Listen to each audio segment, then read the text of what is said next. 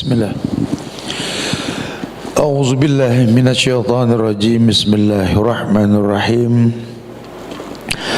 Assalamualaikum warahmatullahi wabarakatuh. Alhamdulillah hamdan katsiran thayyiban mubarakan fi kama yuhibbu rabbuna wa yarda. Asyhadu an la ilaha illallah wahdahu la syarikalah wa asyhadu anna Muhammadan abduhu wa rasuluh. Ya ayyuhalladzina amanu taqullaha haqqa tuqatih wa la tamutunna illa wa antum muslimun. Ya ayuhan nasu taqu rabbakumul ladzi khalaqakum min nafsin wahidah wa khalaqa minha zawjaha wa bassa minhuma rijalan katsiran wan nisaa wattaqullaha alladzi tasaaluna bihi wal arham innallaha kana 'alaikum raqiba. Ya ayyuhalladzina amanu taqullaha wa qulu qawlan sadida yuslih lakum a'malakum wa yaghfir lakum dhunubakum wa may yuti'illaha wa rasulahu faqad faza fawzan 'azima. Amma ba'du fa inna asdaqal hadisi kitabullah wa khairal huda huda Muhammadin sallallahu alaihi wasallam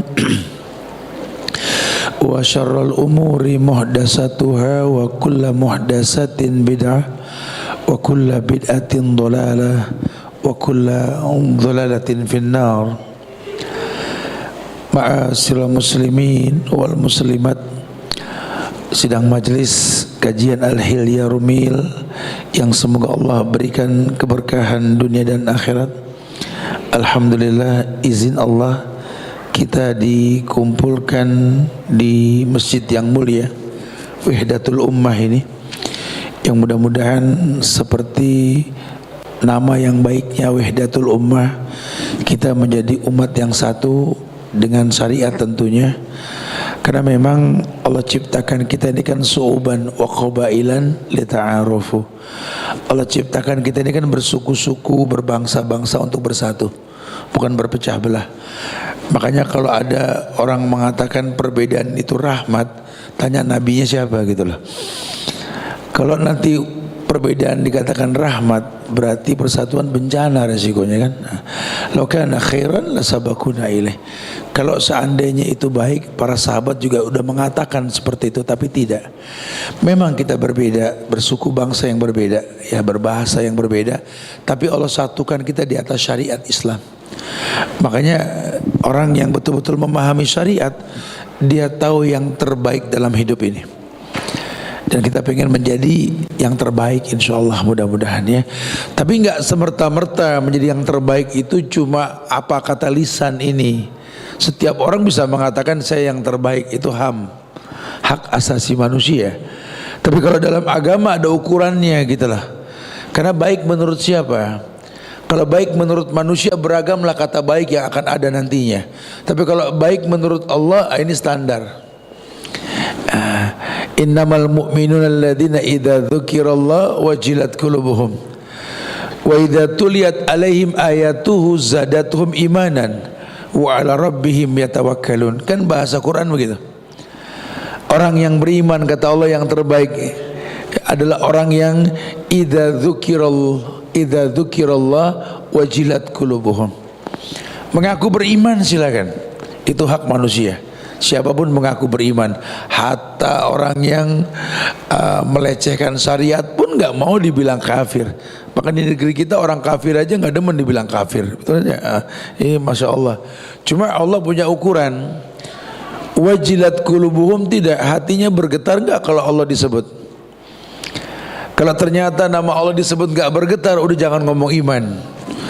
Orang beriman itu idza dzukirallah wajilat qulubuhum. Kalau disebut nama Allah bergetar hatinya.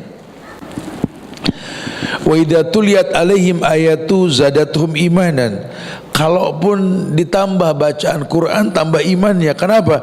Karena dia berhajat dengan Quran. Dia tahu sekali hidupnya ini dibimbing oleh syariat, bukan cuma apa yang dia inginkan, bukan gitu loh.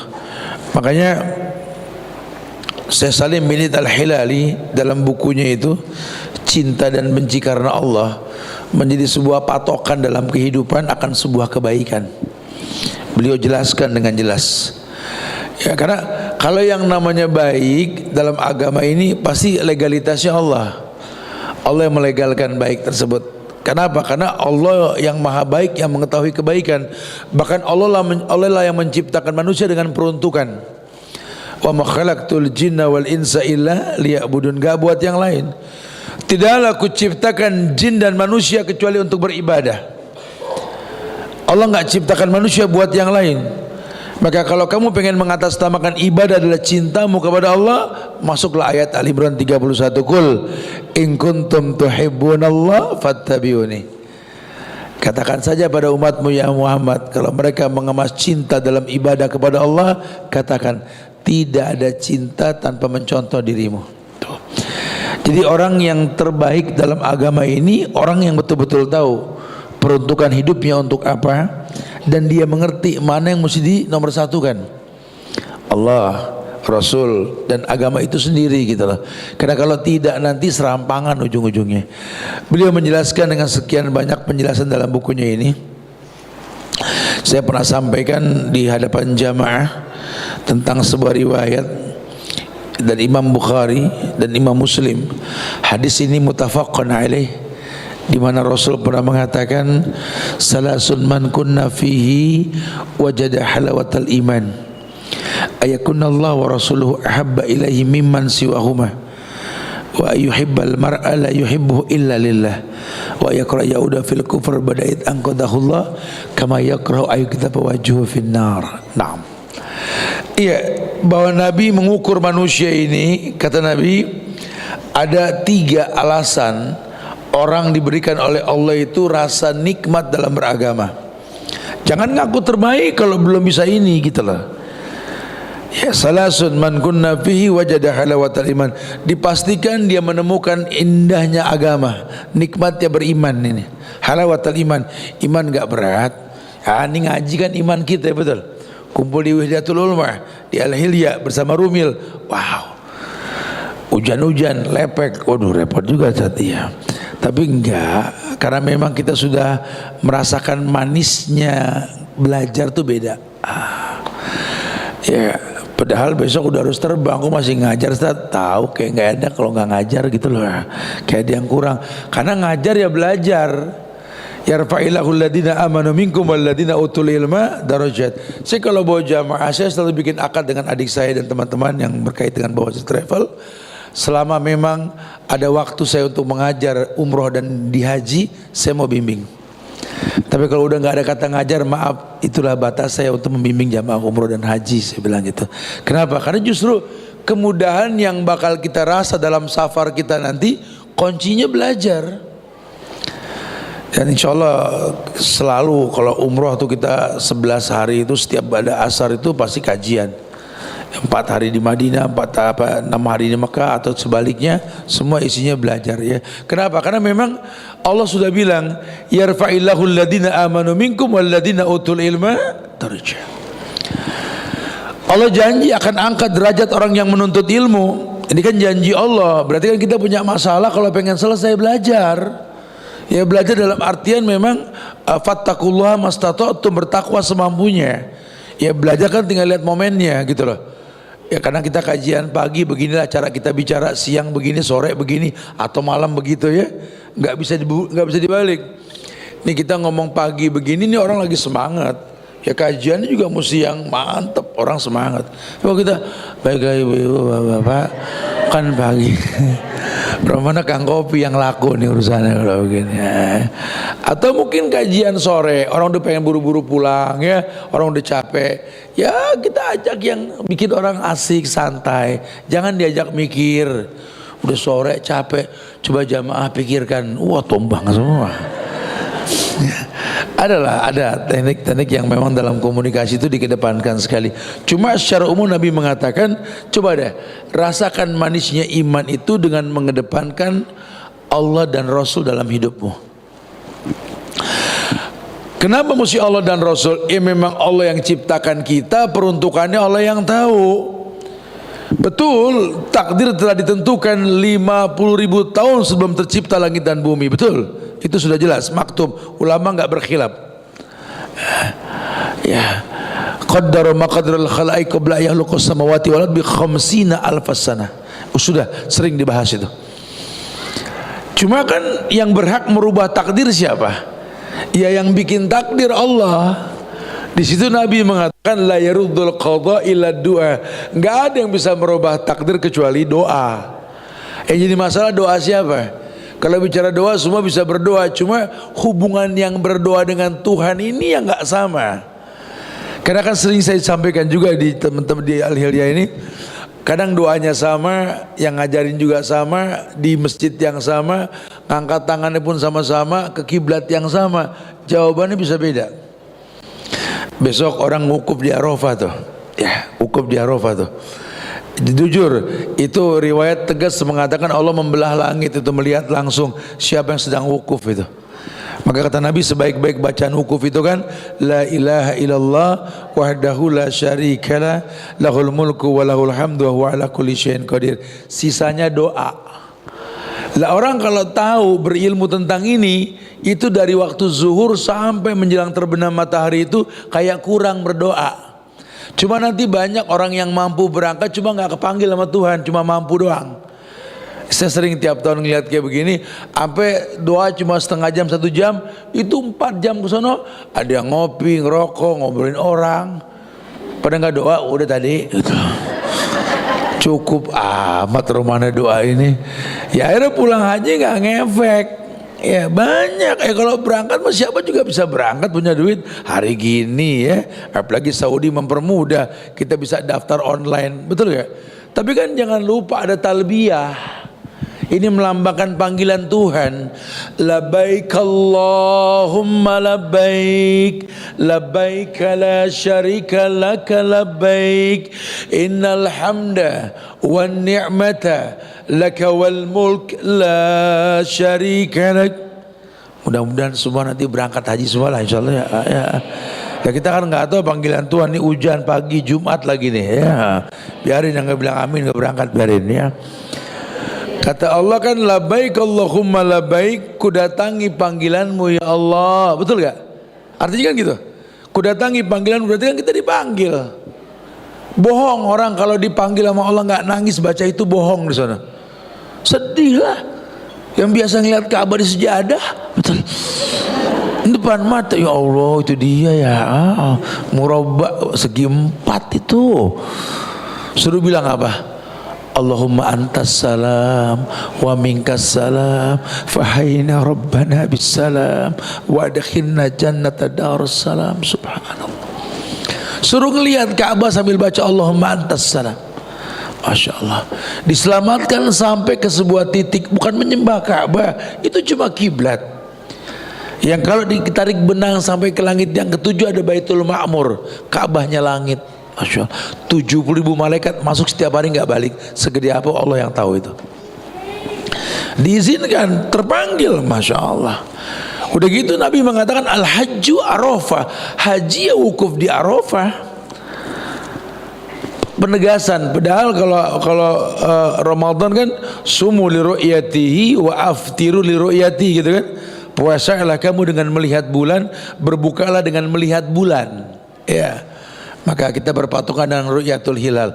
Tapi kalau yang namanya Idul Adha, ini ulama sebagian besar mengatakan al-hajju arafah, karena bukan awal Zulhijjah, tanggal 10, 9, 10 Zulhijjah.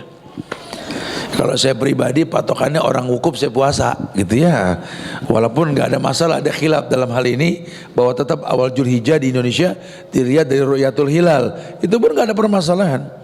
Yang penting kita menggunakan dalil. Ya, kalau Nabi mengatakan al-hajju arafah, haji wukuf di Arafah. Orang wukuf kita puasa. Gitu ya. Dan dengan sekian banyak ritual nantinya. Sudahlah. Intinya Allah pengen kita datang karena dipanggil.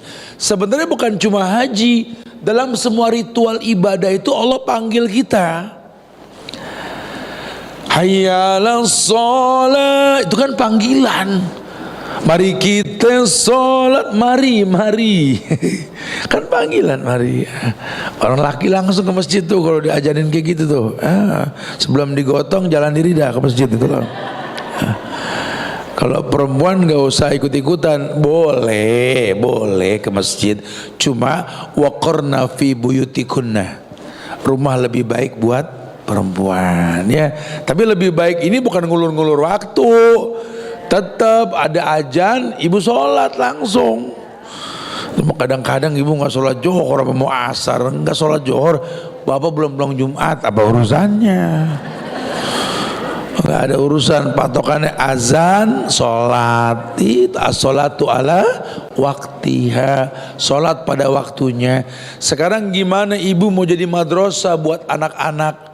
Kalau Allah bilang fawailul lil musallin, celaka nih orang yang sholat. Kenapa? Karena alladzina hum an sholatihim sahun, karena mengulur waktu sholat. Ya alasannya masak lah, nyuci lah, goreng lah, nunggu orang, nggak boleh. Udah, itu panggilan Allah. Hayya 'alas shalah. Sama belajar juga panggilan Allah ini. Kenapa? Karena Allah pengen angkat derajat, tapi tolong bantu mau belajar. Kalau cuma minta diangkat derajat kita nggak belajar, ya nggak mungkin. Ya gimana sih kayak orang berdua Robi habli minas solihin cuma belum kawin, susah. Di doa mah doa boleh, lalu kita belajar doa. Robi habli minas solihin, Robi habli minas solihin. Temennya nyaut, emang udah kawin? Belum, ya nggak bisa. Itu dua orang yang udah nikah. Ya. Berdoa dengan apa? Meminta sesuatu yang nggak mungkin diminta. Ya Allah, hujan di hari Jumat. Ya Allah, mudah-mudahan di tempat aku berdiri aku bisa membangun rumah istana untukku ya Allah. Masya Allah. Orang dengar kayak gitu, wih doanya dahsyat. Tanah siapa bro? Nggak tahu. Lah, ya nggak bisa. Beli tanah dulu, baru minta izin bangun rumah. Lah tanah belum punya, kapling boro-boro, pengen bikin istana. Oh penjajah kalau begini namanya. Ujungnya nyita punya orang. Jadi semua ada tahapan. Ya kalau buat orang yang berilmu tahu ada tahapannya. Makanya Allah dan Rasulnya lebih utama. Itu bukan main-main. Artinya kita tahu syariat yang Allah firmankan, dan kita tahu syariat yang Nabi sabdakan. Makanya jangan sampai kita beragama tanpa ada perintah Allah dan contoh Rasul. Kalau tibang perintah tanpa contoh ya nggak sampai. Pun nyontoh Nabi kalau nggak diperintahin ya salah juga nantinya ya. Masya Allah. Berkaitan dengan haji ini kan, khudhu anni manasikakum, ambil cara haji kalian. Orang pada komplain, Ustaz Subhan kenapa sih maunya furodah yang jauh, apalagi tahun depan mujamalah nih. Ini kan jam terbang yang ngomong begini, saya bilang begitu lah. Dulu juga saya di VVIP, saya bawa orang maktabah 111, 112. Kalau lagi di Arafah, tendanya khusus. Nabi juga nggak ngalamin kayak begitu kali. Orang Arafah nggak ada panas-panasnya, dingin. Saya pernah bilang ya, ketika saya bawa VVIP ada ibu-ibu nyari saya. Ustaz Subhan mana Ustaz Subhan? Waduh, ada mau ngomel di Arafah nih, saya bilang. Ya, saya lagi enak-enak wirid. Ustaz cari no. Iya, ada apa bu? Ustaz kemana? Saya lagi zikir bu. Ustaz saya mau nanya, Arafah mana? Dapat di sini Arafah, saya bilang. Ini Arafah ibu, no Arafah no. Ada bacaan no. Katanya Rasul dulu di Arafah panas, berdebu, mengangkat tangan ke langit. Apa itu? As'asal akbar. Yamudu yadahi ila sama wa yaqulu rabbi rabbi, gitu loh. Mengangkat tangan ke langit berdebu, meminta ke Allah, ya Rabbi ya Rabbi. Kok saya nggak begitu? Tak, jantung saya astagfirullahaladzim. Kadang-kadang fasilitas ini merubah yang pernah kita baca gitu loh. Bukan nggak boleh, boleh. Dalam kemudahan kok.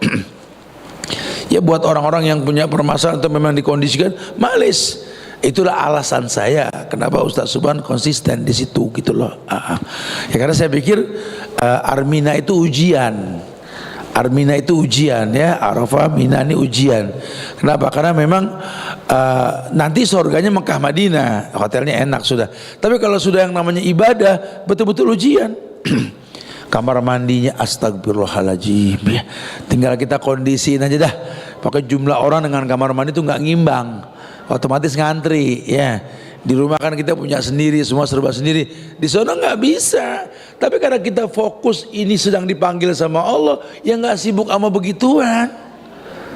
Sampai ada jamaah dulu 4 hari di Mina, 4 hari dia nggak buang hajat. Masya Allah, nggak ada jorok, nggak bisa. Nih ketahuan nih kecil nggak pernah pramuka nih, saya bilang begitu. Ya sudah sih, dibawa gampang, dibawa asik. Kita sedang ibadah. Sama dengan sekarang nih, kita nggak ngomong haji deh, karena kan haji orang-orang yang terpanggil sama Allah. Sekarang kita bicara belajar gitulah, hujan di luar, mungkin becek dan lain sebagainya. Tapi kalau sudah merasakan halawatul iman, nggak ngaruh, nggak ngaruh. Ya nikmat aja, kumpul gini nih nikmat, belajar nih asik gitu loh. Ya kita bisa bersilaturahmi, bersenda gurau yang bermanfaat, tidak ada kata di dalamnya kecuali adanya zikir. Ini yang membuat lembut hati kita kan. Pulang ke rumah kita mesem, jujur loh, pulang ngaji begini sama pulang belanja beda mukanya. Ibu selfie dah pulang belanja sama pulang ngaji, coba dah. Allah angkat derajat kita insya Allah ya, masya Allah Pak. Semoga jadi yang terbaik. Itu yang pertama, Allah dan Rasulnya harus lebih utama.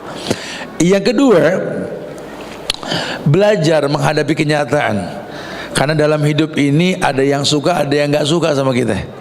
Tapi belajarlah suka dan benci sama orang karena Allah. Jadi asik, ya asik. Ada aja orang-orang tertentu yang memang nggak nerima ilmiah itu sampai ke masyarakat. Karena bisa merusak pendaringan lah kalau bahasa orang sono.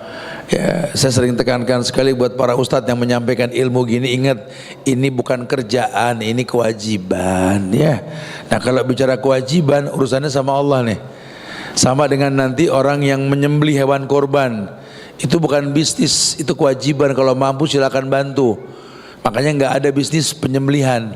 Di kita ada 500.000 satu sapi, betul? Potong, seset, kulit kaki pala buat dia. Sama juga di haji juga ada tuh bisnis tuh, bisnis badal haji, badal umroh. Ini nabinya siapa nih gitu loh. Dari zaman Nabi ada badal haji, badal umroh, tapi nggak ada bisnis di situ. Orang minta tolong kita tolong, orang mau kasih hadiah alhamdulillah, enggak juga nggak masalah, orang namanya nolong. Akadnya nolong, nggak ada jual beli, kecuali ada sertifikasi Saudi memang memberikan standar nilai kalau nggak salah ya, berapa sih 15 sampai 20 juta kalau nggak salah itu buat badal haji, dapat sertifikat di mereka. Dan yang membadalkannya pun orang-orang yang jelas. Karena mafia negeri kita nih yang tinggal di sana banyak banget. Oh, tukang bohong, orang kadang-kadang terkecoh tuh.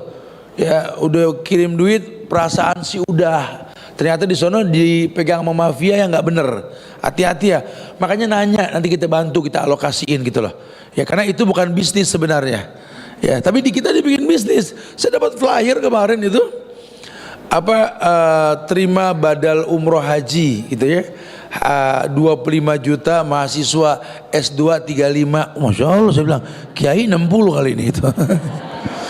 Pada berebut jadi kiai kalau begitu dong. Nggak boleh, nggak ada bisnis dalam ibadah, nggak ada. Makanya yang punya travel takut sama Allah. Lurusin niat kalau sampai kita punya tempat untuk berangkat haji itu lillah karena Allah. Nanti rezeki ngikut, nggak usah khawatir. Ya, Allah nggak menutup mata buat orang yang berbuat baik. Apalagi alasannya apa? Irhamu man fil ardi yarhamukum man fis sama. Belajar mencintai yang di bumi, yang di langit mencintaimu nanti. Ya, ayuhibbal mar'a la yuhibbuhu illa lillah.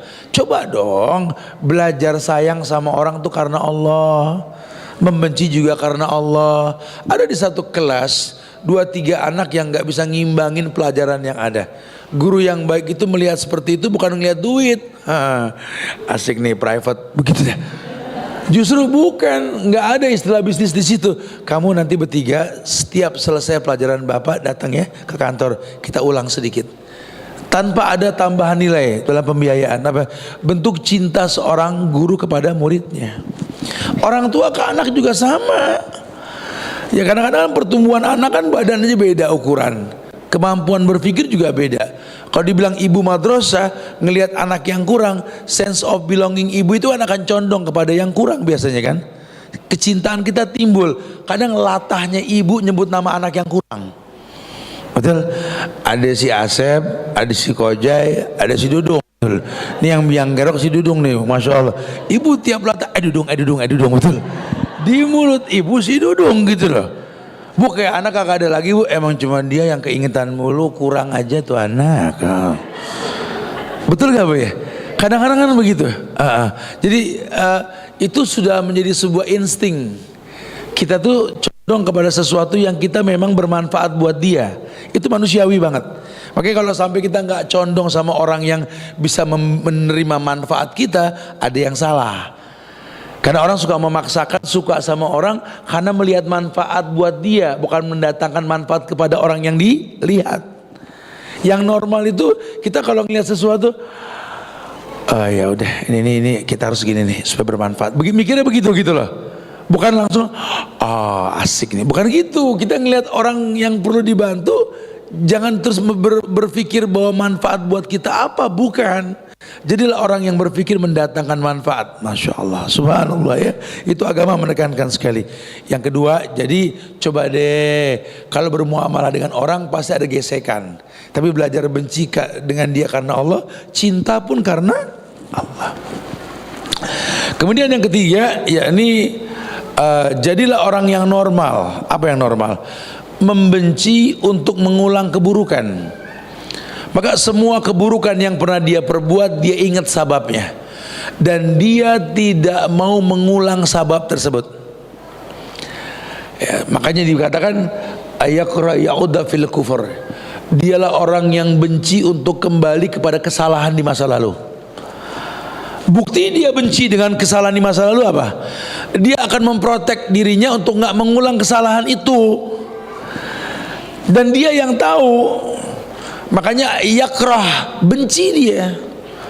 Benci apapun yang bisa menggiring dia seperti dulu, dia nggak suka. Dia nggak suka. Karena dia tahu dulu saya begitu karena begini. Makanya saya nggak pengen begini supaya nggak begitu, gitu ya. Intinya dia nggak mau ngulang. Dia yang tahu, bukan. Aku tuh dulu tuh karena begini nih, gitu. Makanya aku tuh nggak mau begini lagi supaya nggak begitu, gitu. Jadi dia yang tahu gitu ya. Orang nggak ada yang tahu. Bang Ibnu Qayyim yang mengatakan, idza kunta hasadka dzunub fada'aha. Coba deh buat pendosa, kalian kalau udah capek bikin dosa tinggalin. Jangan diulang. Walaupun memang kita pasti mengulang. Paling nggak jangan mencipta dosa yang baru. Ya, kalau mengulang manusia karena lupa, tapi jangan menginspirasi perbuatan dosa berikutnya gitu loh. Ima dia yang menciptakan dosa atau dia menginspirasi orang untuk berbuat dosa karena ngelihat dia. Ada kan orang gitu ya. Ada orang yang kalau lewat kita ngelihat dia hawanya pengen ibadah aja gitu loh. Kayak orang tadi saya lagi jalan buru-buru nggak hujan, saya motong dan saya teman-teman pakai motor kecil matic ini karena yang lain udah dikurung mau berangkat besok ya. Kayak ini nah. Ada yang mepet, Mas Uban, saya bilang, Masya Allah, ternyata ojol ya. Ustaz, Masya Allah ya, ngobrol itu sepanjang jalan tuh ya. Ya Allah Ustaz, kajian di mana? Lihat muka kita pasti ngomong kajian. Ya itu tuh begitu orang jadi karena tahu kebiasaan. Nah ibu ngeliat saya juga kalau lagi dicari kemana, ngajar di mana? Lagi belanja, saya bilang bukan ngajar. Jadi sudah kebiasaan, begitu pula satu sama lain melihat seperti itu. Jadi nggak apa-apa, justru orang ngelihat kita tuh ingetnya yang baik. Gitu ya, ingetnya kayak kita ngelihat dulu zaman sekolah ngelihat guru kita, pasti kita akan merapikan penampilan kita, nggak enak depan guru. Ibu ke anak, ibu ke bapak, bapak ke ibu, bapak ke anak sama. Kalau peruntukan kita ini baik untuk orang di depan kita, maka akan menginspirasi kebaikan. Contoh yang paling gampang lah ya, kita ini orang laki Pak, paling nggak suka ngelihat orang makan tuh bersisa. Saya pribadi paling nggak suka kalau di rumah tuh ada makan bersisa, saya nggak suka. Ya, karena saya tekankan sama anak-anak saya, kalau makan itu cobain dulu. Karena cobain pasti dikit. Kalau cobaan kan gede, gitu kan, cobain gitu. Cobain aja dikit dulu, saya bilang cobain. Nah, kalau cocok di mulut, tinggal nambah. Jangan lapar mata. Semua dipandang enak, emang belum makan ya enak aja semua. Oh, semuanya. Akhirnya nggak habis, saya paling nggak suka. Satu itu, yang kedua satu mubazir, yang kedua karena kita berasa capek kerja, nggak suka ada barang mubazir. Kenapa? Karena kalau banyak perbuatan mubazir di rumah kita, ini kita orang laki di luar repot nyegah setan. Mubazir temannya setan. Yang jadi korban kita orang laki di luar. Karena dosa istri, dosa anak, suami yang nanggung. Saya bilang, jadi ibu jangan curiga lagi sama saya sebagai suami. Kamu juga sama papa jangan curiga lagi. Papa ini berteman sama setan karena kalian begini, sering berbuat yang mubazir. Itu dia omongin. Ini orang nggak nyangka sampai ke sono. Serius Ustaz begitu kan? Betul. Bener. Kayak kita Pak pegel sama bini Pak. Ya, Bapak kan pegel sama bini, ngaku aja Pak. Betul ya? Ya Allah Tat, saya gimana nggak pegel sama bini Tat? Bini saya kaku nih orang Tat. Ustaz lihat tuh pagar masjid kaku, dia lebih kaku katanya. Bukan nggak paham, cuma senang saya ngomel, katanya perhatian kalau diomelin. Astagfirullahaladzim. Ya Allah Ustaz, ujian Tat, depan kita mah iya nggak ada kita iyanya nggak pakai titik jadi matobi, jadi iya jadi pegel saya Tat.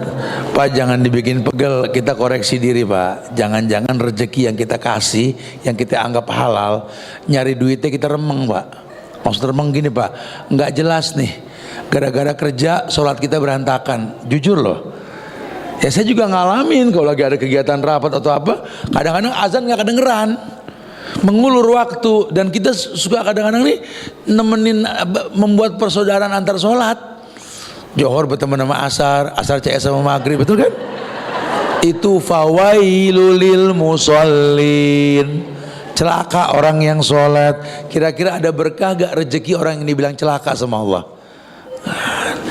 Makanya bini kita begitu, jadi kita pegel. Ya.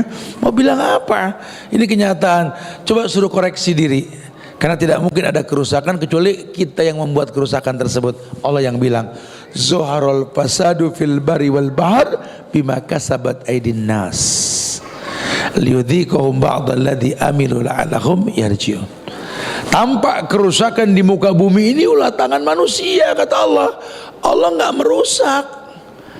Yuridullah bikumul yusra wa la yuridullah bikumul usra. Allah pengen yang gampang, nggak pengen yang susah. Kalian yang bikin susah, kata Allah. Jangan heran kalau terjadi keburukan. Kenapa? Kaulah yang membuat keburukan tersebut. Introspeksi diri, kata Allah. Ya, jangan direpotkan dengan kenyataan, lihat sababnya. Ya kenyataan kan hasil, sebab yang mesti direvisi. Ada bapak mukulin anak kalau anaknya mencuri. Saya bilang sama yang mukul, Pak, kalau mau mukul 3 tahun yang lalu, bukan sekarang. Dipukul juga tetap nih anak nyolong. Emang lagi nyolong kan gitu ya. Harusnya kan diberi pengertian. Dalam Islam mendingan nangis sekarang, senyum dia akan datang, daripada senyum sama anak sekarang, nangis yang akan datang. Ya, anak-anak kita ini sudah berteman dengan gadget, handphone di tangan. Ibu tuh gaptek, anak ini pinter-pinter banget Bu main handphone. Ya, jangan ibu pikir anak ibu tuh anak kecil. Iya, anak ibu nih Masya Allah ya. Kalau bapak bayi bongsor, kalau anak tuh ketuk, kecil tua gede bonyok Bu, dipaksain tua gitu loh. Oh, diimbu anak kita bener-bener. Dan kadang-kadang kita nggak sadar, ternyata anak kita udah jadi bintang sosialita di sosial media. Ya, semua diupdate ke dunia. Jalan dipoto kecetuk. Mau makan piring diupload, Masya Allah. Sampai cara ngunyah selfie. Aku kata nih anak ngapa jadi begini sih? Ini kecilnya banyak kan antimo nih jadi begini nih, goyang jadi mana? Akhirnya yang ada semua aktivitasnya dunia tahu. Ini nggak boleh. Makanya jangan tutup mata urusan anak. Anak saya mah anteng, di komplek mah cuma dia yang diam di kamar, nggak tahu hacker. Kelihatannya diam di kamar ngeratak dunia macam-macam ya. Nah, aduh gimana Ustaz? Kita kan nggak bisa nyegah. Bisa kalau kita orang tua. Kalau anak masih di kewajiban kita, ya udah nggak apa-apa, nangis sekarang tuh nggak apa-apa. Yang penting senyum yang akan datang. Daripada menangis dia akan datang gara-gara senyum sekarang, rugi kita. Ini lagi tren nih, orang tua nggak tahu anaknya ternyata pencuri, orang tua nggak tahu ternyata anaknya LGBT. Banyak ini, banyak. Berani terang-terangan, kamu pakai kerudung sini sayang, kamu masih kecil udah pacaran, emang udah punya cowok? Enggak, aku nggak punya cowok. Terus aku punya cewek bukan cowok. Terang-terangan, subhanallah. Anak saya lagi libur pesantren, kemarin saya bawa beberapa kali ke kajian yang paling besar ini supaya tahu lah buyanya begini, sehingga dia tertanam dalam benak dia, oh iya aku pernah tahu cara buya kerja gitu ya bahasanya.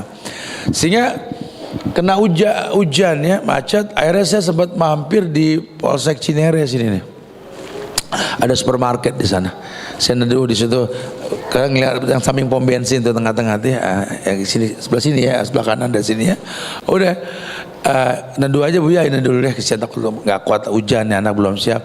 Saya neduh deh. Pas saya neduh di samping kita berdiri ini ada dua anak gadis, yang satu pakai kerudung, yang satu enggak, cuma anak-anak kecil ya. Mungkin urusannya sekitar yang satu 15, 16 kurang lebih dari mukanya ya. Yang satu mungkin 18, 20 maksimal. Itu bercumbu bak laki perempuan. Anak saya astagfirullah, ini apaan nih Bu ya? Ini kenyataan. Di luar seperti ini.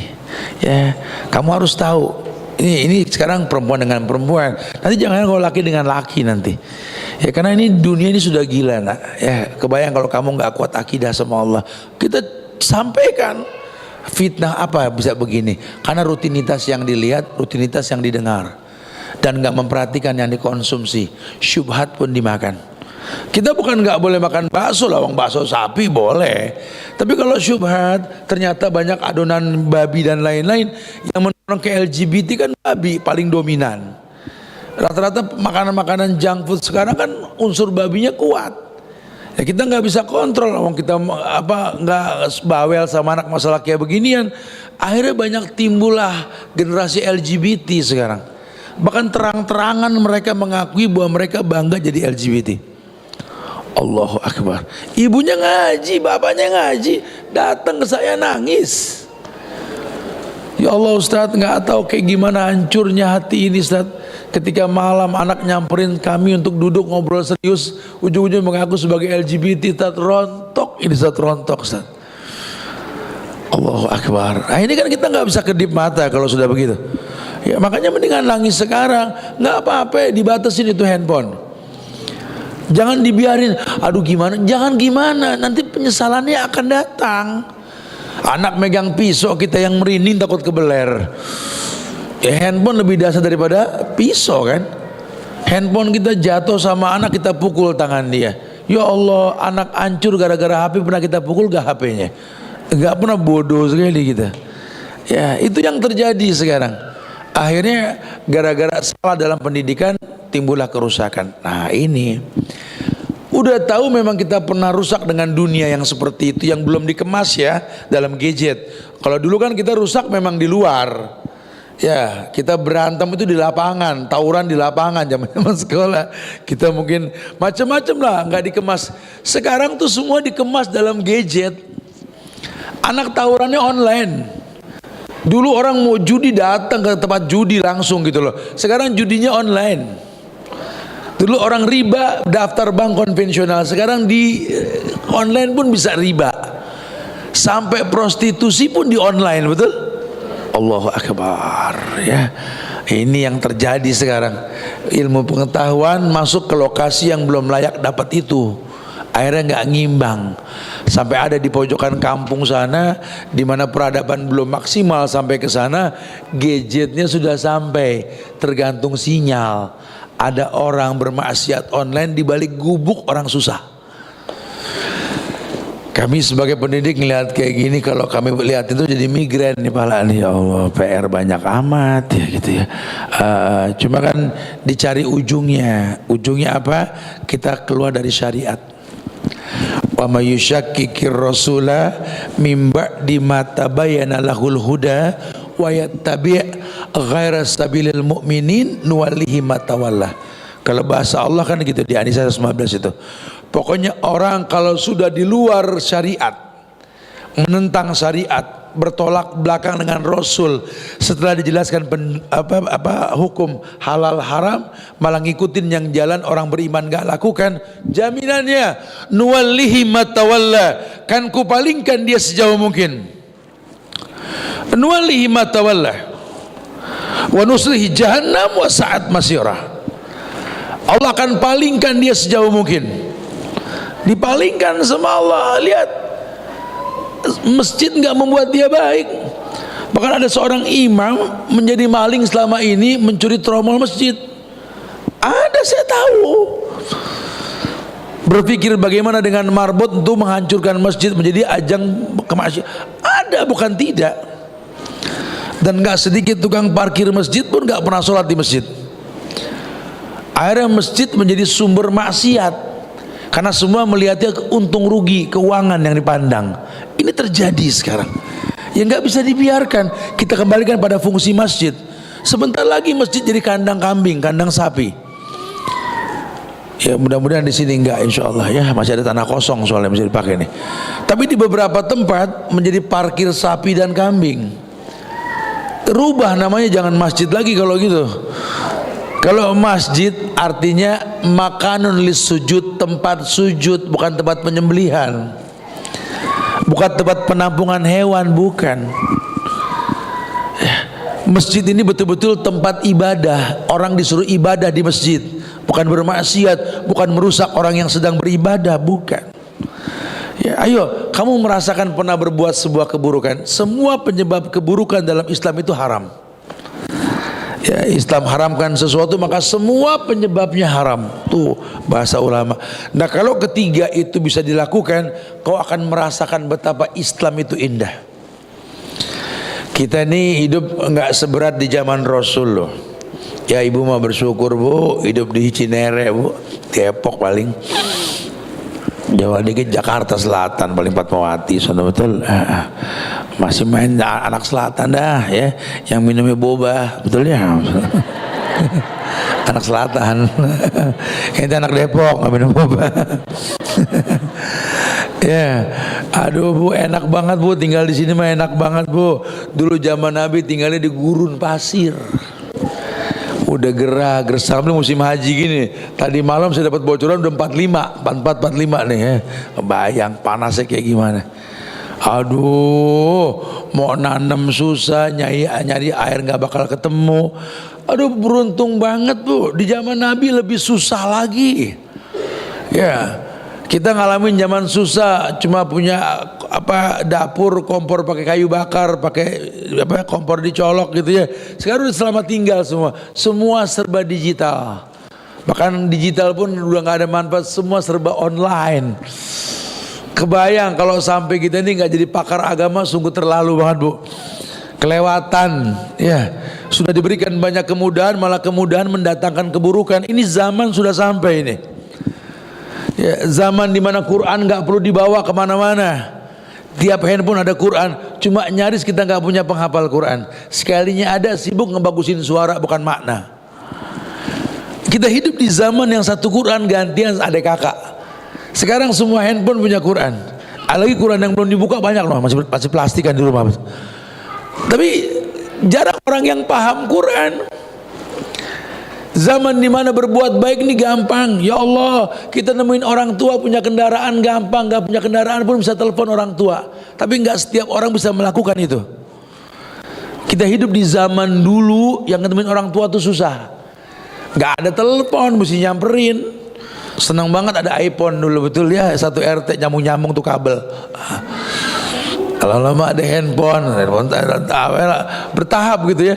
Tapi ngelihat orang tua yang kita temuin langsung tuh beda loh.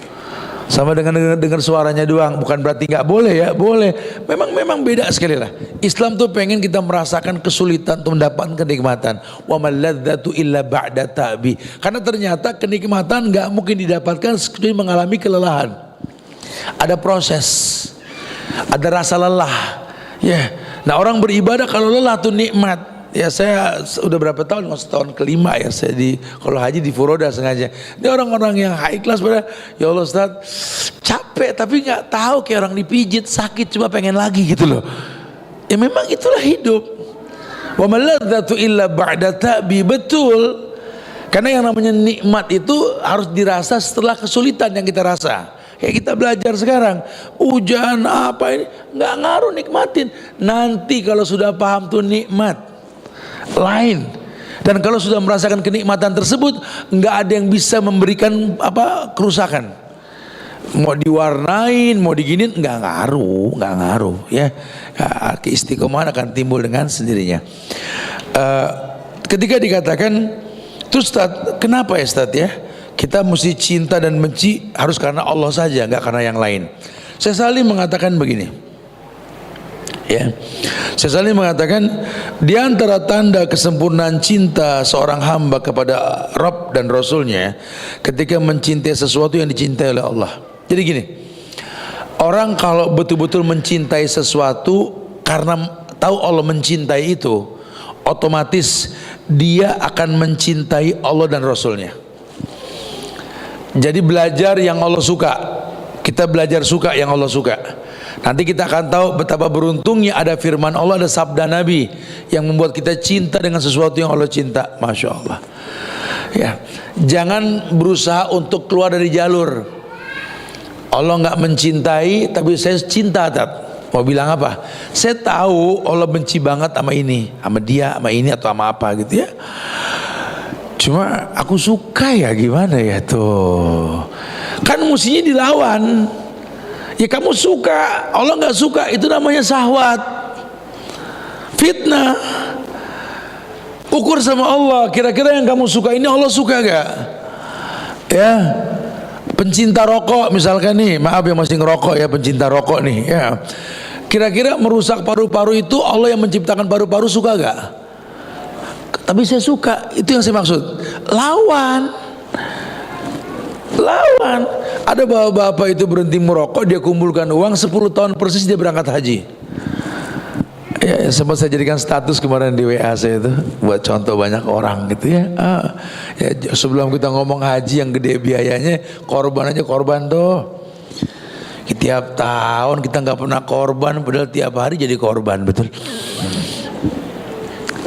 Iya, timbang 20.000 sehari daripada dibakar, betul. Disiplin aja 20. Nah itu dijadikan sebuah kebiasaan. Karena yang buruk aja kalau dibiasain gak bisa ditinggalin, apalagi yang baik. Kalau dibiasakan pasti mendatangkan kemaslahatan. Udah pokoknya prinsip saya kumpulin, anggaplah saya bakar di duit 220.000 sehari.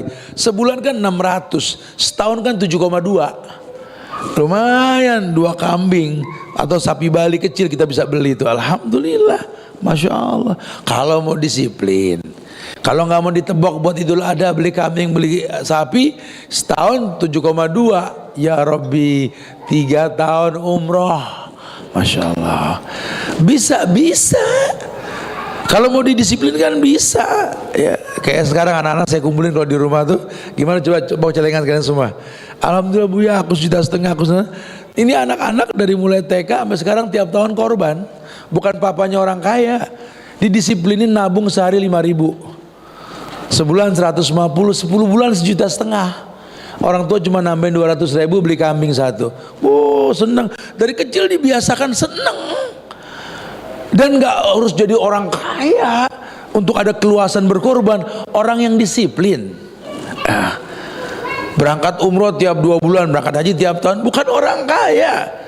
Kejar, kita nggak punya dana, kita punya ilmu, berilmulah. Ilmu kepake. Jadi nggak ada yang nggak mungkin buat Allah tuh, nggak ada yang nggak mungkin gitu loh maksudnya. Ya, tinggal bagaimana kita memposisikan diri untuk menjadi orang yang disukai sama Allah, atau sebaliknya, hati-hati. Takutnya kalau salah jalan jadi orang yang dibenci sama Allah. Karena kalau Allah sudah benci, pasti keburukan yang akan kita dapatkan. Oh, Allah kalau sudah benci, wa may yuhinillah fama lahu min mukrim. Wa may yuhinillah fama lahu min mukrim. Orang kalau sudah dihinakan sama Allah, enggak ada yang bisa memberikan hidayah.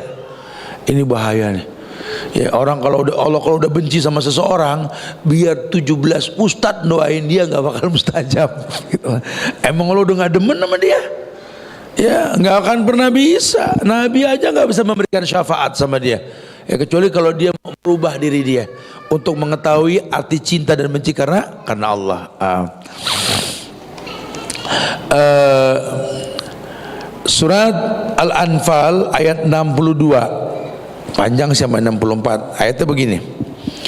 Wa yuridu ayakhda'uka fa inna hasbakallah huwallazi ayyadaka huwallazi ayyadaka binasrihi wa bil mu'minin wa alafa baina qulubihim law anfaqta ma fil ardi jami'an ma alafta baina qulubihim walakinna Allah alafa bainahum innahu azizun hakim.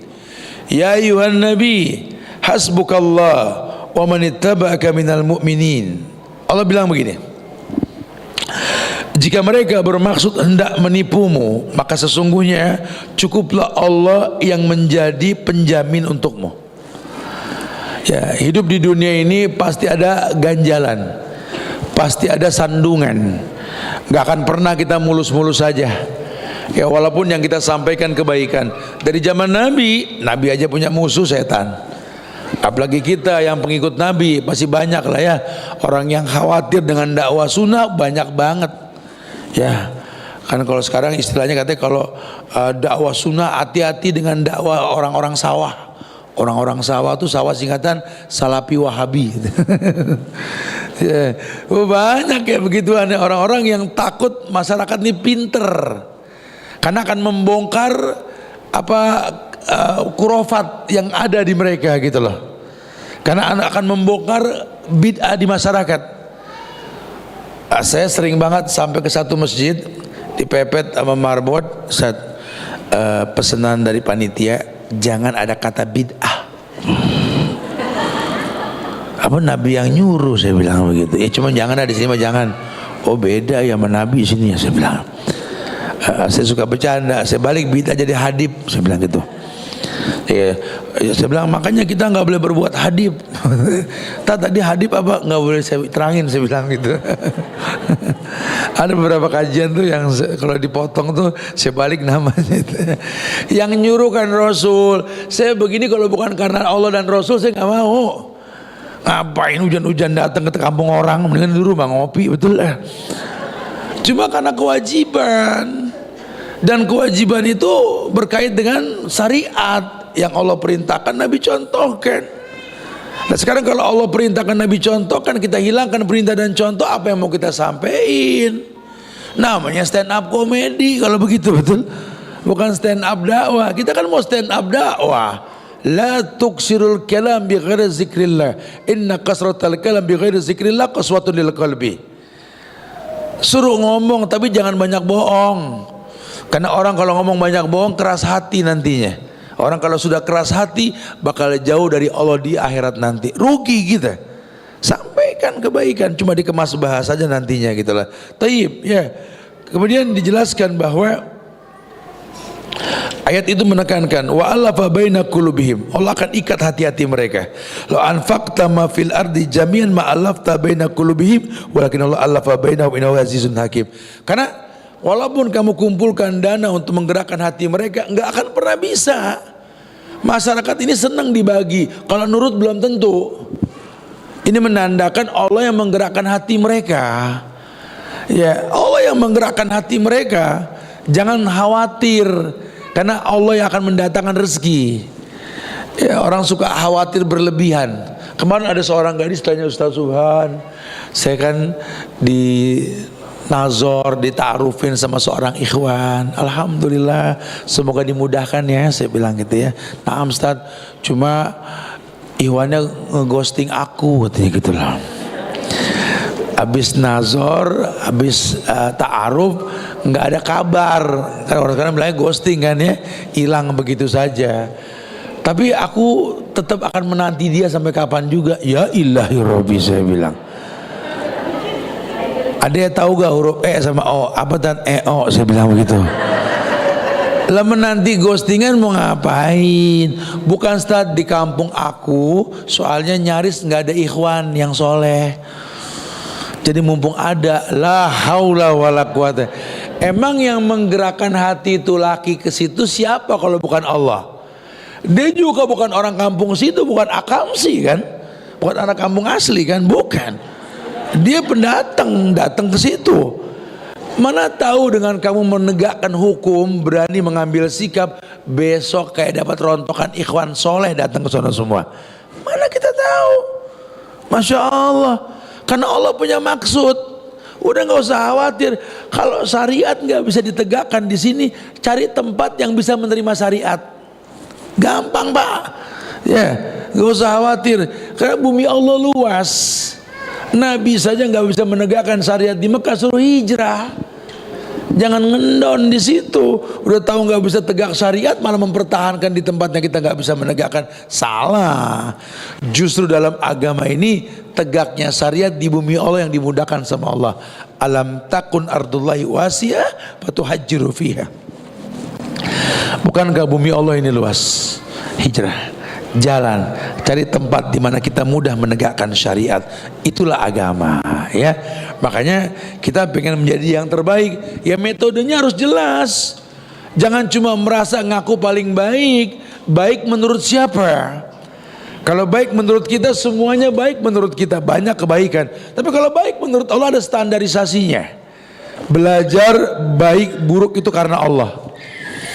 Nah, Allah paling benci ada talbis, ada kolaborasi antara keburukan dengan kebaikan. Nah kalau kamu tahu Allah nggak suka ada kolaborasi baik dan buruk, dengan bahasa agama talbis, jangan talbis. Ahsan benci ayakra yauda fil kufur. Jadilah orang yang benci untuk kembali pada keburukan. Ya pegang prinsip, jangan ikutin alur yang ada. Ya saya suka bilang kayak model sebentar lagi tahun depan ada pemilu. Ini rakyat ribut cuma gara-gara partai. Bodoh sekali. Itu kan politik. Agama nggak berpolitik. Terus bagaimana Ustaz memilih dan dipilih? Dalam Islam diperbolehkan. Pilih yang Anda tahu. Pilih yang layak didoain. Karena yang sempurna nggak ada. Tugas kita apa? Berilmu ketika sebelum melakukannya. Sehingga kita akan tahu ketika dikatakan pemimpin yang baik itu anugerah buat rakyat yang baik. Nah tugas kita jadi rakyat yang baik, rakyat yang belajar, rakyat yang ilmiah. Kalau makmum sudah baik, pasti yang diangkat imam yang baik. Imam yang baik ini kalau tahu makmumnya baik-baik, nggak sembarangan ngimamin. Kan saya bilang kemarin di Perumil, Bu kalau ibu ngerti agama, ini bapak nggak sembarangan mimpin. Cuma karena ibunya nggak ngerti agama, bapak semau dia. Pemimpin seperti itu. Dalam agama seperti itu. Karena nggak mungkin kebaikan datang dengan cara yang nggak baik. Rumusnya sudah baku. Hal jazaul ihsan ilal ihsan. Bukankah balasan kebaikan datang dengan cara yang baik? Jadi kalau pengen yang baik, jadi yang terbaik di sisi Allah, ya mukodimahnya yang baik. Nggak akan ada kebaikan tanpa kebaikan gitu loh. Karena keburukan nggak mendatangkan kebaikan. Wallahu alam bisawab ya. Wow, sejam lebih kita ngobrol nih ya. Kita masuk tanya jawab deh, kan ini hari Jumat soalnya nih, banyak kegiatan habis ini. Harus khutbah di Bogor habis soalnya ya. Satu lagi, kalau nggak jelas baca yang ini. Silakan yang mau nanya silakan, fadhil. Assalamualaikum Ustaz. Maaf ini di luar tema Ustaz. Bagaimana caranya mengganti solat-solat yang tidak kita lakukan sejak masa akil balik karena uzur sakit atau lalai? Kalau memang dia ingat sakit, dulu sakit, sekarang belum dibayar, bayar. Ya, insya Allah nggak akan lupa karena sakit itu nggak lama, gitu ya. Tapi kalau yang memang dulu karena lalai itu dosa. Lalai, males, atau memang sengaja nggak sholat ya, demi Allah itu dosa. Kalau dosa nggak bisa ditebus, emang kita Katolik, betul. Dosa ya tobat, bukan ditebus. Mafhum? Puasa aja, kalau sengaja nggak puasa, nggak ada badal, yang ada tobat. Tapi kalau sakit atau safar, fa'iddatu min ayamin ukhar, bayar di waktu yang akan datang. Mafhum ya? Ya udah, yang nanya, yang tahu nih, dulu sholatnya kenapa nggak sholat ya? Kalau sengaja dosa, bertobatlah, Allah Maha Pengampun insyaallah gitu ya. Assalamualaikum Ustadz, jika kita sudah hijrah dengan alat musik, lalu alat musik yang ada di rumah harus diapain Ustadz? Berbeda pendapat ulama. Sebagian mengatakan dirubah alokasi untuk sesuatu yang lebih baik, wallahu alam. Sebagian lagi mengatakan hancurkan. Ada dua pendapat itu ulama ya. Pendapat yang pertama, alokasikan menjadi sesuatu yang baik ya. Kayak orang serba salah nih, punya anjing helder, nurutnya sama dia doang, serba salah kan. Udah tahu miara anjing nggak boleh, ini mau Idul Adha tuker kambing ogah, pasti kan begitu ya.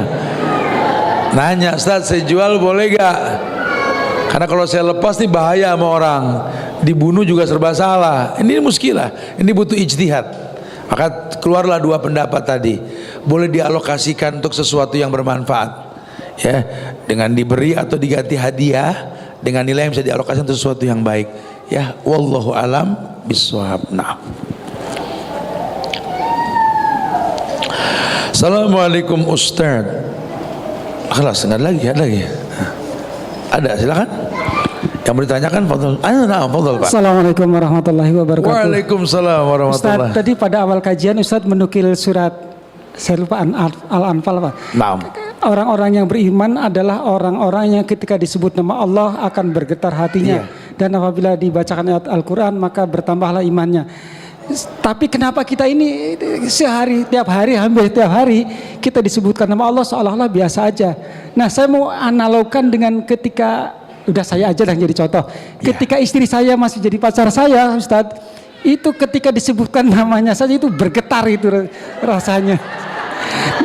Nah, bagaimana supaya implementasi dari ayat itu tiap hari ketika kita dibacakan Al-Quran bertambah imannya dan disebutkan nama Allah itu bergetarlah hatinya. Demikian. Assalamualaikum warahmatullahi wabarakatuh. Kata bininya suami aku tuh pernah bergetar dulu disebut nama dia gitu ya. Iya Pak, akui aja. Kenapa dulu waktu belum jadi istri kita suka sama seseorang yang ketika disebut namanya bergetar? Jujur, kita punya banyak harapan. Kita melihat orang tersebut kayak ngelihat masa depan gitu loh. Ya dengan yang kita inginkan macam-macam tentunya. Kenapa sih ke Allah kita nggak begitu? Padahal masa depan kita sama Allah loh. Kita pulang kampung ke kampung bini paling 7 hari balik. Amin 7+7 betul. Kan kalau ke Allah kan kita pulang kampung gak kebalik-balik lagi. Harusnya di sini kita mengenal Allah dengan benar. Saya nggak tahu dulu Bapak bisa bergetar ketika ibu disebut namanya gitu lah. Karena dalam Islam ini itu dibilang cinta Pak. Tapi kalau cinta kacamata agama itu kita tahu orang yang kita cinta, kita yakin sama orang yang kita cinta, kita ikhlas, kita jujur, baru bicara cinta. Orang dulu kadang-kadang belum, mungkin dia sudah punya yang 4 itu, sehingga dia bisa bergetar hatinya. Nah kalau sama Allah ini, kalau sampai Allah disebut kita nggak bergetar, harusnya jangan tinggal diem. Ya karena salah. Gimana supaya bergetar Ustaz? Ya tentu harus kenal Allah. Sampai hari ini kita cuma taunya Allah. Saya sering bilang tuh Allah di kaca, Allah Muhammad, betul? Allah Muhammad tuh. Kita nggak pernah tahu kenapa Allah itu alif lam lam ha. Kita nggak pernah baca Ibnu Katsir tafsir tentang Bismillah. Allah itu alif lam lam ha. Allah itu paduan dua kata ilah wa walah. Jadi Allah ilah yang diibadahi dengan benar, wa walah tidak ada kata cukup dalam beribadah kepadanya. Ini dalam banget kan? Kita baca Al-Fatihah. Alhamdulillahi Rabbil Alamin. Ayat kedua, ya, pertama bismillah. Alhamdulillah.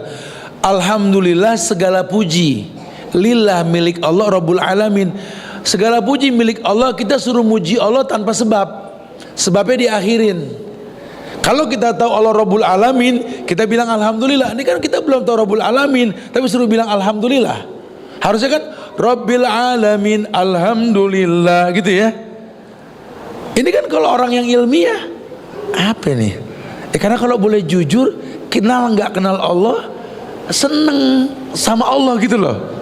Kita ini nggak semua kenal sama Allah, saya yakin nggak semua hafal nama Allah di sini. Cuma kalau Allah dihina kita kesel kan? Kita punya basic cinta sebenarnya Pak, cuma kurang dipoles. Ya. Kalau dulu ibu disebut nama bapak bergetar, karena bapak sering bengong mikirin ibu, betul? Pernah gak bengong mikirin Allah gitu loh? Pak tumen bengong, gue lagi mikirin Allah, pernah gak gitu? Kayaknya kita belum pernah kayak gitu Pak ya. Luangin waktu deh Pak ya. Bangun malam ya. Ketika manusia tidur kita bangun malam. Kita wudu, syukur bisa 8 3 witir. Syukur bisa 10 3 witir 13. Kalau nggak bisa 2 tahajud 1 witir cukup. Tenang, kita minta sama Allah. Mulai merenung. Itu kalau dilatih kayak begitu Pak, azan aja nangis kita dengar Pak. Karena kita nggak ada pelatihan buat itu, ya udah selayang pandang yang ada. Wallahu a'lam. Barakallahu fiik. Naam. Ya. Ada lagi yang tanya? Silakan.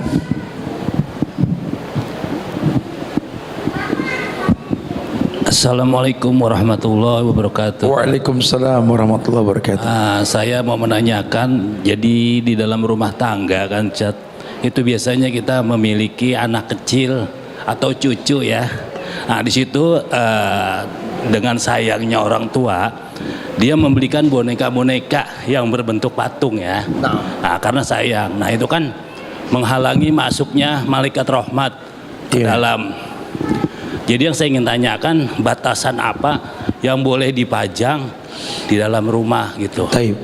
Gitu. Jadi salah satunya biar juga tahu kita. Jadi mainan apa yang cocok buat anak dan cucu kita di rumah tadi. Jadi kalau saya pernah dengar bahwa kalau permukaannya halus, permukaannya rata itu boleh katanya. Seperti gambar gitu kan. Nah, itu aja Tat. Alhamdulillah, jazakallahu khairan. Wa iyyakum insyaallah. Ya Pak, yang melarang untuk ada patung di rumah atau penghalang-penghalang malaikat itu Nabi.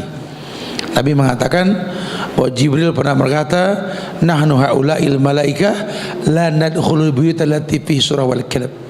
Kami para malaikat enggak masuk ke rumah yang ada lukisan, ada makhluk, ada bentuk makhluk, ada perupa lukisan atau patung atau anjing. Tinggal mesti kita perhatikan, sebenarnya kalau udah ada kata-kata seperti itu jangan dicoba. Kayak laki-laki nggak boleh pakai emas, jangan dicoba sepuh. Kalau sepuh, iya pakai nanya begitu. Udah tahu emas jangan, lo sepuh jadi mirip emas gitu kan. Jangan mirip sama yang haram. Boneka sama. Kenapa kita kalah pinter sama orang Yahudi? Yahudi tahu anak kecil ini senang sama boneka, dibikinnya transformer dan bukan makhluk, karena transformer. Kita orang Islam udah tahu nggak boleh itu. Jadi orang Indonesia ini kebanyakan begitu Pak. Dia nggak makan babi tapi makan korupsi Pak. Kondisinya begitu di sini, unik sekali ini. Ya. Harusnya kalau udah tahu itu patung, itu lukisan, udah nggak usah dicoba-coba. Kalau foto udah dibilang jangan. Berarti kan mirip, sebaiknya taruh di album gitu loh. Paham ya? Nah, hukum asal agama itu larangan jauhin, jangan dicoba. Ya. Barakallahu fikum. Jadi batasannya memang pada akhirnya makin mirip. Cuma kan kemiripan ini kan tergantung karakter seninya. Ada dekoratif, abstrak, ada surrealis, ada realis, macam-macam kan. Cuman judulnya seperti itulah ya. Ya, ada yang nanya nih, Ustadz, pertanyaan di sini dijawab dong, Bu Ani Halim. Saya buka nih Bu Ani Halim, dia ngomong apa nih ntar? Ini ada nih tanda. Bu Ani Halim, kata dia, Ustadz Ciracas hujan. Nanya apa Ciracas hujan? Kadang-kadang nih Bu Ani nih. numpuk Ustadz tolong nasihati dong, anak saya pengen nonton pertandingan bola Argentina dengan Indonesia di GBK. Sudah nasihatin, nanti dikumpulkan kan orang-orang yang dicintai kalau pengen nonton Messi. Ya kan hukum asal bola halal permainan, nontonnya juga halal. Bisa haram kalau yang mubah, kan mubah nih nggak sunnah, nggak wajib, nggak ini ya, boleh gitu loh. Tinggal tergantung untuk apa. Kalau nanti gara-gara nonton sampai nggak sholat jadi haram tuh nonton. Atau melihat hal-hal yang negatif, kalau pengen nonton kan sebenarnya selesai. Kan sekarang ada tontonan layar TV ya, ada sosial media. Kalau memang pengen bahasanya nonton, tapi biasanya pengen dapat hiporia tontonan, ya nasihatin lah, karena mudaratnya lebih besar, ya mudaratnya lebih besar. Tapi kalau memang bisa dijaga, ya nggak apa-apa juga lah bang nonton, ya selama nggak merusak ibadah yang wajib boleh-boleh aja. Ya. Ustadz, anak saya mondok sudah 2 kali kabur, lah terus sama jadi saya yang pusing. Bu Ani nih. Ya. Saya dan suami masih ingin anak bertahan di pondok karena pergaulan di luar sangat miris. Ibu, anak di pondok itu, anak masuk pondok 3 yang ada pada diri anak tersebut. Yang pertama, orang tuanya udah gak nyanggup sama dia. Tuh, ini kayak ibu nih, betul. Jadi kabur mulu nih anak. Yang kedua, harapan orang tua lebih besar ketimbang kemampuan anak. Yang ketiga, anak masuk boarding pondok ini karena kesadaran sendiri. Ini yang langka yang ketiga. Nah kita buat yang langka ini gimana? Ada pramahat, prapondok, praboarding. Siapkan anak untuk jadi murid pondok. Ya jangan main masuk pondok tanpa dikasih kisi-kisi pondok, bayangan pondok. Mungkin anak kita bukan tipe petarung, di mana sendiri tanpa orang tua dia nggak bisa mandiri. Andai ibu persiapkan dia sejak kecil mandiri, habis makan cuci piring, rapiin tempat tidur, habis bangun ini dibiasakan. Ya setiap malam dari umur 4 tahun sudah dibiasakan, kalau malam bangun pipis, tidur lagi supaya nggak ngompol. Karena anak tuh nggak mau ada sebab, karena mungkin malu masih ngompol, nggak bisa bersaing, nggak ini.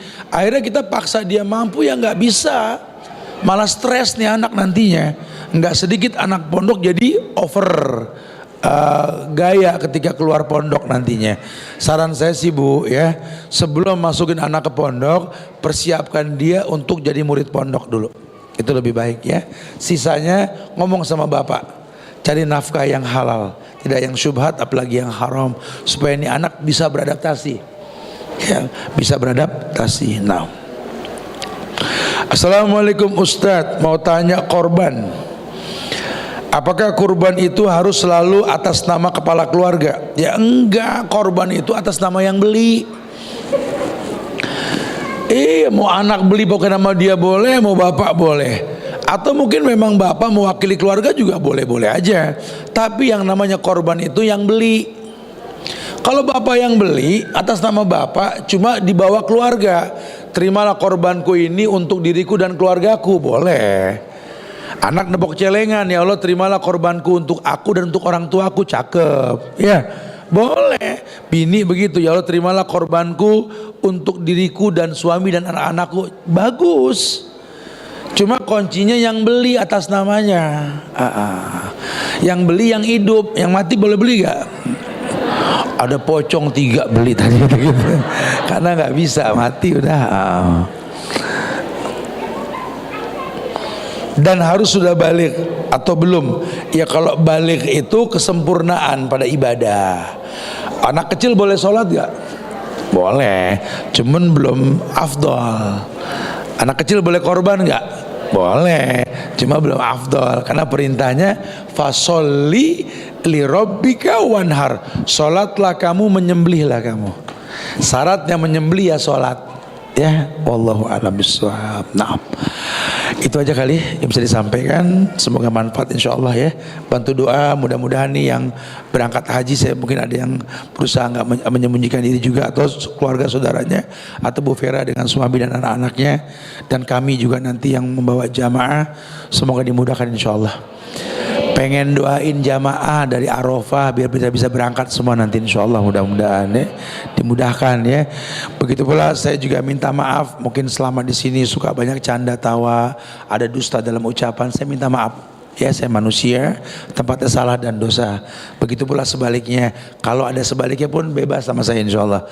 Asal yang nggak ada insyaallah ya. Tapi saya nggak lelah untuk mengatakan jaga ukhuwah di antara kita.